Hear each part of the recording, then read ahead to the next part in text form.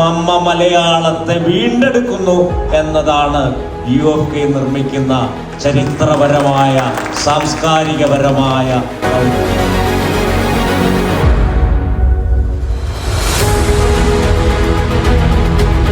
അതിനെ അംഗീകരിക്കുക. അതാണ് UFK ചെയ്യുന്നത്.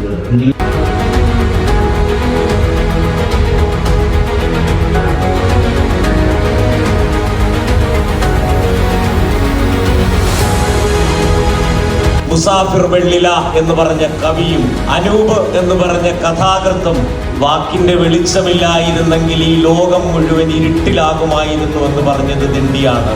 ആ വാക്കിനെ മുൻനിർത്തി ഞാനിതാ സത്യം ചെയ്യുന്നു, ഇവർ വരുംകാലത്തിന്റെ മലയാളത്തിന്റെ ഭാവനയുടെ സർഗനക്ഷത്രങ്ങളാകുമെന്ന്